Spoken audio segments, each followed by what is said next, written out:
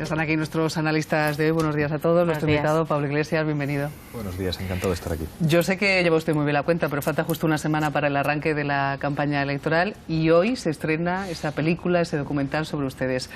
Yo no he tenido la oportunidad todavía de verlo, pero en todo caso ayer sí que tuvimos tiempo de hablar en nuestro tiempo de tertulia de gente que lo había visto o de que conocía gente que lo había visto y decía que desvelaba muchas de sus estrategias. A una semana no teme que los rivales echen un ojo a esa película, ese documental. Muchas no, desvela todas. Yo creo que es la primera vez que se hace un documental político que digamos, entra hasta la cocina en las entrañas de una formación política. Es turbador. Nosotros cuando los vimos nos impresionó que les hayamos dejado pasar tan dentro y si alguien quiere conocer lo desconocido de Podemos, pues tiene la oportunidad de ir al cine y merece la pena. Dentro de ese contenido se habla de la estrategia de ignorar al Partido Socialista. ¿Usted es su rival? ¿El 26 de junio va a ser el Partido Popular, por tanto? Sí, nuestro objetivo es ganar las elecciones al Partido Popular, de eso no hay duda. Volviendo al documental, digamos, para que la gente lo entienda, es como poder entrar al vestuario del Real Madrid y del Atlético de Madrid en Champions y escuchar qué están diciendo los entrenadores. Algo así es el documental. Y en lo que respecta a las elecciones, bueno, pues nosotros creo que todo el mundo reconoce ya que somos la opción más clara para ganar las elecciones al PP y trabajamos en esa dirección. Lo más novedoso de estas elecciones en respecto a las del mes de diciembre, sin duda muchos destacan que es esa coalición entre ustedes, Podemos, Izquierda Unida. No sé si ha tenido tiempo de echar un vistazo a esa encuesta que se ha filtrado del Partido Socialista que les deja apenas a 1,4 puntos de los socialistas. ¿Es importante la segunda posición? ¿Sabe que se dice que es posible que ustedes ganen en votos o en escaños? ¿Qué es lo más importante para usted? Lo más importante es ganar las elecciones al PP y yo creo que tenemos buenas opciones para hacerlo. Con las encuestas siempre hay que ser prudente, normalmente son conservadoras con nosotros. Recuerdo que poco antes del 20 de diciembre nos situaban en cuarta posición, muy lejos de los primeros y estuvimos a 300.000 votos del Partido Socialista. Creo que en esta ocasión el objetivo es ganar al PP y creo que va a haber pocas dudas respecto a los votos y los escaños. ¿Esa coalición va a tener más recorrido más allá del 26J? Yo creo, y en esto pienso como Alberto, que no hay vuelta atrás, que de alguna manera hemos conseguido crear un espacio político que representa a sectores y a, digamos, incluso, bueno, pues a identidades muy diferentes, pero que estamos llamados por la historia a caminar juntos, respetando la diferencia, y para nosotros es un honor ser reconocidos como de alguna manera la fuerza que articula una pluralidad de fuerzas a las que respetamos y damos las gracias. Hemos leído, no sé si es cierto o no, por eso le pregunto, que en algunos miembros de Podemos hay cierto malestar, porque en algún medio han aparecido banderas comunistas, republicanas. ¿Hay alguna inquietud dentro de su formación? En ningún caso, todos los colores del cambio son bienvenidos y cuando de alguna forma lideras un espacio en el que se encuentra mucha gente, muchas identidades y muchas formaciones, hay que aceptar los símbolos y las identidades de todo el mundo y para nosotros es un honor. Yo creo que hoy son muchos los símbolos que se referencian con el cambio y que vengan es maravilloso. Somos una formación política que ha llegado a acuerdos con fuerzas políticas tradicionales de la izquierda española y la izquierda catalana, con fuerzas políticas del ámbito gallego, del ámbito valenciano, del ámbito balear y ser de alguna manera, digamos, el eje que articula todas esas fuerzas políticas es un honor y todos los símbolos que traigan son bienvenidos. La campaña, hemos sabido ya que básicamente van a hacer mucha televisión, muchos medios de comunicación, las redes sociales ya son realmente un hervidero para ustedes. ¿Qué tiene la televisión que no tenga un meeting con la gente? Bueno, la televisión sirve para dar cuentas. En un mitin nadie te hace preguntas, salvo en los nuestros, que permitimos que la gente del público pregunte. En la televisión tienes la obligación de dar la cara, en la televisión te pueden hacer preguntas difíciles, en la televisión puedes tener un debate con otro candidato, digamos, en términos mucho más reales que en el propio Parlamento, donde todo está medido y pensado para que sea muy fácil. Yo creo que la televisión ha contribuido a democratizar enormemente la política y creo que es donde tenemos la obligación de dar la cara.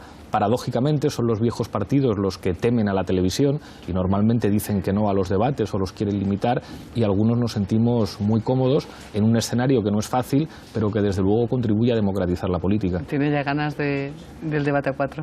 Claro que sí, y ojalá hubiera más de uno. No le gustaba la fecha, ¿verdad?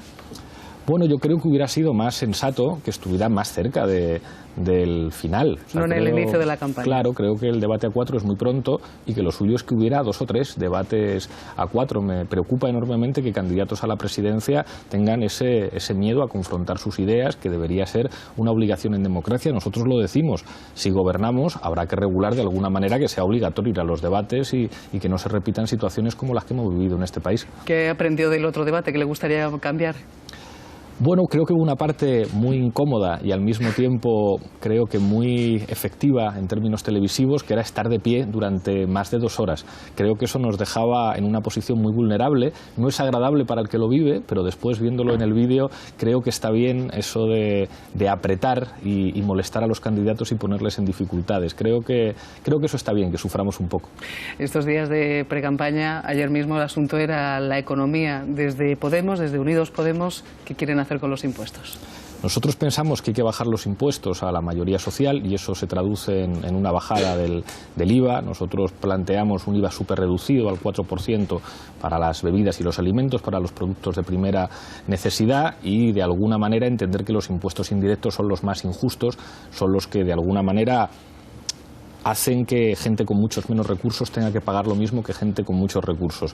Al tiempo que deseamos bajar esos impuestos, pensamos que España tiene que aproximarse a la media europea en términos de presión fiscal para las grandes fortunas, que es necesario aproximar los tipos nominales a los tipos reales y que es necesario, para que lo entienda todo el mundo, que esa élite que está en la cúspide del poder económico sea solidaria también, se apriete el cinturón, y que no puede ser que solamente los trabajadores, las clases medias, la pequeña, la mediana empresa y los autónomos sean los que pagan impuestos. También esa minoría de privilegiados tiene que pagar impuestos. De cara a esa campaña les van a preguntar infinitamente por el asunto catalán. ¿Van a modificar su postura de alguna manera del 20 de diciembre al 26 de junio? ¿La consulta es una de sus prioridades? Bueno, creo que precisamente por ser enormemente claros somos la primera fuerza política en Cataluña. Nosotros no queremos que Cataluña se vaya de España. Apostamos por un encaje constitucional diferente para Cataluña dentro de España, pero somos demócratas y entendemos que la solución más sensata pasa porque efectivamente en Cataluña se vote. ¿Le incomoda cuando le preguntan por Venezuela?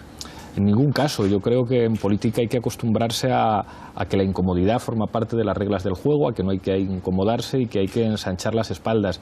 En cualquier caso, creo que es una debilidad de nuestros adversarios que tengan tantos problemas para hablar de España, para hablar del paro, de los desahucios, de cómo está la sanidad y la educación en España y tengan que ir a un tema de política exterior porque se encuentran realmente incómodos y de lo que hablamos es de España y de los españoles. Entre los ataques de esa oposición les dicen y les acusan de que ustedes quieren traer a España precisamente un sistema como el de Venezuela. ¿Es así lo que usted quiere? No es el caso ni de Venezuela ni de ningún país latinoamericano. Por suerte en Europa tenemos otro tipo de sistemas políticos y una situación económica diferente y nuestro modelo es pues yo creo que el modelo de toda la gente sensata, entender que los estados del bienestar de los países nórdicos, pensar en Dinamarca, pensar en Suecia o pensar en Noruega, deben ser los ejemplos para un país que tiene que aspirar a competir por arriba, a competir en I+D+I, a competir en productos de alto valor añadido y no seguir por la senda que nos ha llevado el Partido Popular, que pretende que España compita en bajos salarios. Yo creo que eso no es sensato.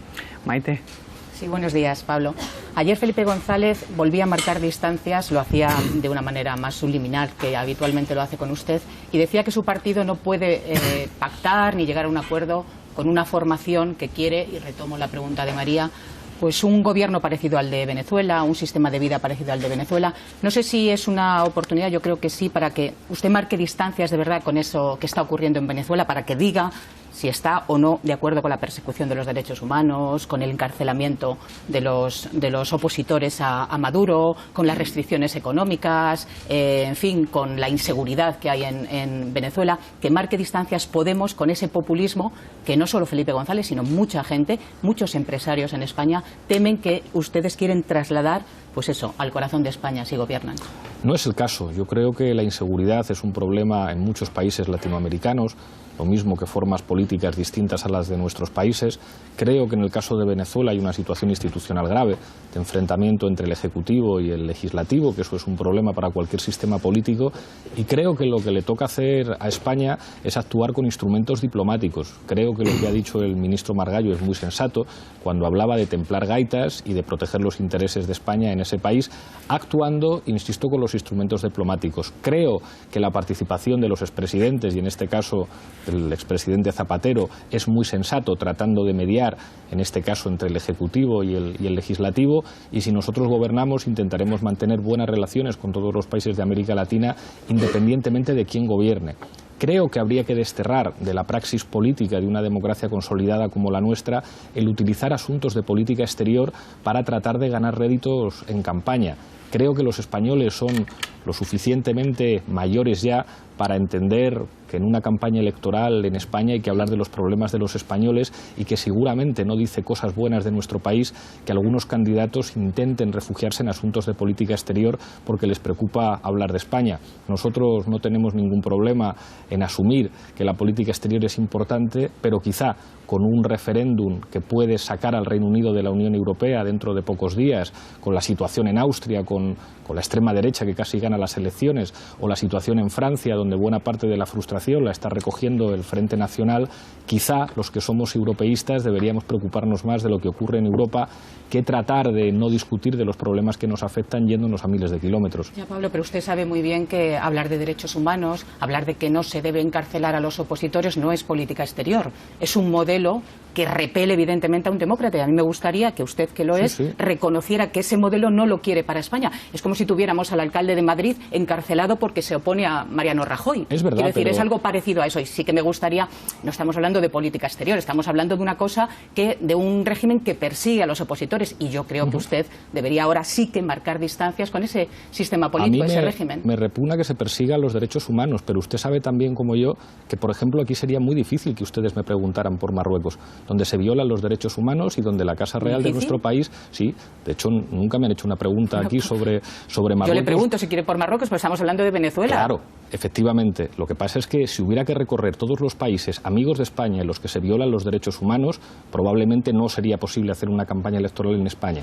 Ya le digo que a mí no me gusta que haya presos políticos en ningún sitio, pero estará usted de acuerdo conmigo que algunos, por ejemplo, de Arabia Saudí no hablan, y de las relaciones magníficas que ha mantenido la Casa Real española con la Casa Real saudí no se habla, aunque eso tenga que ver con los derechos humanos. ¿Pero eso no justifica lo que está ocurriendo en Venezuela? Yo estoy completamente de acuerdo con lo que está diciendo usted. Evidentemente que no lo justifica, y mi posición es clara, pero creo que los espectadores que nos ven se dan perfectamente cuenta de que algunos no hablan de derechos de Venezuela porque les preocupen los derechos humanos, porque entonces hablarían también de Marruecos o de Arabia Saudí. Hablan de Venezuela porque les preocupa que en España hablemos de paro, de desigualdad y de que aquí en nuestro país se incumplen también los derechos humanos. Se llevan incumpliendo mucho tiempo, porque la vivienda es un derecho humano. Entonces a nosotros no nos van a encontrar ninguna contradicción. Presos políticos en ningún sitio, respeto de los derechos humanos en todas partes. Ahora bien, si hay alguien que pretende decirles a los españoles que el problema fundamental de esta campaña electoral es lo que ocurre en Venezuela, al tiempo que han estado jaleando que haya empresas españolas patrocinadas por la Casa Real que hagan negocios con Arabia Saudí, o la política de migraciones que hemos mantenido con Marruecos, pues creo que los espectadores son perfectamente capaces de identificar un concepto que se llama hipocresía, que yo creo que habría que desterrar de una democracia avanzada. ¿Usted cree que Maduro persigue los derechos humanos en Venezuela y no deja a los opositores que le hagan oposición libremente? Ya le he dicho que creo que en Venezuela hay un enfrentamiento entre el poder ejecutivo y el poder legislativo, y que a mí no me gusta que haya persecuciones políticas en ningún país. Pero creo que no deja de ser llamativo que a pocos días de unas elecciones en España, usted en su entrevista solo y exclusivamente me pregunte por Venezuela. Creo que es muy representativo de que algunos de España no tienen nada que decir y que sin embargo tienen que irse muy lejos para hablar de política. Arsenio. Buenos días, señor Iglesias. Hace justo hoy una semana el líder del PSOE, Pedro Sánchez, dijo: les puedo asegurar que no va a haber terceras elecciones.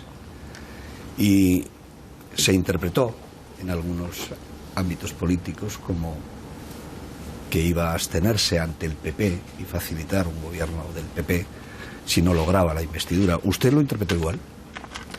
No. Hay una cosa que es evidente, y es que el PSOE va a tener que elegir después de las elecciones del día 26. Creo que ha quedado claro que en este país hay dos opciones de gobierno. un gobierno en el que esté el PP, que eso no es compatible con nosotros, o un gobierno en el que esté Podemos. ¿Quién va a ser el árbitro? ¿Quién va a tener que elegir qué gobierno hay en España? El Partido Socialista. Si usted me dice, lo que ha dicho Pedro Sánchez implica que el Partido Socialista va a apoyar al Partido Popular antes que apoyar a Podemos, quiero pensar que los votantes socialistas no consentirían algo así, y nosotros vamos a seguir tendiendo la mano porque creo que es más sensato para España un gobierno de coalición nuestro con el Partido Socialista a que el señor Mariano Rajoy u otro candidato del Partido Popular sigan mandando en España. Y usted nos aseguraría solo una cosa, ¿nos aseguraría también que no va a haber unas terceras elecciones, usted? Estoy convencido de que no las va a haber. Nuestra propuesta, ya la digo aquí cuál va a ser, la misma que llevamos haciendo durante todos estos meses. Un gobierno de coalición progresista en el que estemos nosotros y esté el Partido Socialista. Y vamos a ir con esa propuesta. ¿Y si nos suma? Somos la primera, yo creo que es desde luego la opción más cerca de sumar. Nosotros fuimos la primera fuerza política que en este país propuso un gobierno y nosotros pensamos que esa es la opción más sensata y desde luego la que más se va a acercar a que efectivamente haya una mayoría parlamentaria. José María. Sí. Pablo, yo quisiera profundizar en algún tema que ya suscitó María. Uno, la cuestión fiscal y otro, la cuestión territorial. En la cuestión fiscal, a mí me gustaría saber, respecto de la reforma del IRPF, que ahora propone el Partido Popular como oferta electoral, ¿qué credibilidad le da? Es decir, tuvimos una anterior campaña en diciembre donde hubo promesas en ese sentido, incluso, claro, la de 2011, que se habló de reducción de impuestos, luego no se hizo, sí al final de la legislatura. ¿Qué margen, ante lo que nos está diciendo Bruselas, además, respecto del déficit, podemos tener como país respecto de la cuestión fiscal? Y también, claro, cuando usted habla de las rentas altas, ¿dónde ponerle el límite? En Cataluña, que es por donde iré ahora en la segunda pregunta, hay un debate muy fuerte en este momento sobre la cuestión de los impuestos, de la renta, en definitiva. ¿Dónde poner el límite? ¿Qué es una renta alta? ¿A partir de 60.000 euros, por ejemplo, hay que apretar clavijas? Porque, claro, las grandes fortunas no son tantas, las grandes fortunas a las que se les pueda sacar, digamos, dinero para aumentar las políticas de igualdad. Y respecto de Cataluña, yo me quedo... Espera que conteste, vamos por orden. Pues entonces luego planteo el tema territorial. Nuestra propuesta es la siguiente. Por una parte, acercar los tipos nominales a los tipos reales. En este momento, quien gana 60.000 euros al año tiene que pagar los mismos impuestos que quien gana 300.000 al año. Nosotros entendemos que hay que pasar progresivamente del 45% al 55% entre 60.000 y 300.000 euros. Y que en última instancia un país como España, con unos niveles de presión fiscal muy por debajo de la media europea, pues sería más sensato ante una crisis de ingresos que hay, digamos, aumentar los ingresos por arriba.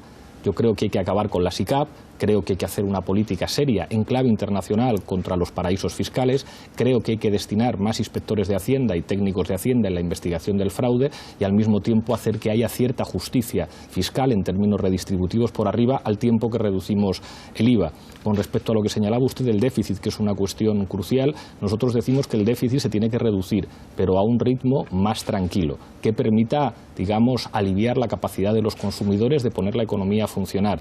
Cuando alguien diga, bueno, Bruselas puede ser muy estricto. El pacto de estabilidad se ha incumplido en los últimos 10 años más de 15 veces por parte de Alemania y de Francia. Creo que sería muy sensato que buscáramos aliados, por ejemplo, en el primer ministro italiano, el señor Matteo Renzi, que está planteando la necesidad de hacer que el déficit se reduzca a un ritmo menor y nosotros iremos en esa dirección. Y ahora sí, la cuestión territorial. La cuestión territorial, sí, sobre el mantenimiento de la propuesta sobre la consulta. Claro, es muy importante saber en qué términos, porque usted dice queremos que Cataluña se quede en España. Si lo que se plantea es una consulta, un referéndum de autodeterminación, existiría la posibilidad de que ese resultado no se diera, es decir, de que hubiera una votación. Ahora electoralmente estamos en el 48 prácticamente por ciento. Parece que hay una situación de relativo empate en Cataluña sobre los que quieren realmente romper vínculos con el Estado y los que quieren permanecer. Entonces, ¿usted asumiría ese riesgo con esta Constitución vigente? Lo digo porque, en fin, entre los profesores de Constitucional tengo amigos como Pérez Royo que creen que se puede, pero otros, en fin, el señor Manuel Aragón, por ejemplo, que se opuso de una manera tajante al término nación en el anterior estatut, que dicen que de ningún modo. Entonces, ¿cuál es el margen real que nos da la Constitución y si correría usted el riesgo de que ganara el sí? Lo primero, de una manera muy clara, quien asume la democracia, asume la democracia. La democracia no se puede asumir solamente si estás convencido de que tu opción va a ganar. La democracia hay que asumirla en todos los escenarios, y esto está bien recordarlo. Si en España Podemos gana las elecciones, pues la democracia habrá dicho que Podemos gana las elecciones, y esto para cualquier votación funciona así. En mi opinión, creo que habría una mayoría notable de ciudadanos catalanes que querrían seguir en el conjunto del Estado, seguramente con un encaje constitucional distinto. Pero yo creo que la relación jurídica que mantenga Cataluña con el resto del Estado está bien que sea una cosa que decidan los ciudadanos catalanes. Yo estoy de acuerdo con el señor Pérez Royo o con el señor Rubio Llorente cuando señalan diferentes vías para que esa consulta se pueda hacer de manera legal. Una es la ley orgánica que regula las diferentes modalidades del referéndum, que habla específicamente de provincias afectadas, o incluso por la vía del artículo 92 de la Constitución española. Creo que es un problema de voluntad política y que en las democracias, de alguna forma, las leyes se tienen que adaptar a la voluntad democrática. Hemos visto en un Estado con más tradición democrática que nosotros, como es el Reino Unido, que se producía un referéndum en Escocia y no llegaba la sangre al río y no ¿Fue este tema, nada. perdón, termino, María, el que impidió el acuerdo con el PSOE, uno de los que impidió el acuerdo con el PSOE? No, de hecho, el problema fundamental tenía que ver con las políticas económicas. En las mesas de negociación no se llegó a hablar de Cataluña. Yo le propuse a Pedro Sánchez, y no le pareció mal, que sobre esta cuestión avanzaran los partidos catalanes y que en particular Xavi Domènech y Miquel Iceta pudieran avanzar una propuesta, pero en las mesas de negociación que mantuvimos los problemas fueron básicamente de política económica, cuando de alguna forma lo que consiguió Ciudadanos fue encerrar en una jaula al Partido Socialista e imponerle su programa, que era un programa, por desgracia, muy parecido al del Partido Popular. Agradecemos a Pablo Iglesias que haya estado este viernes desayunando este ratito aquí con nosotros en Televisión Española. Muchísimas gracias. Un placer.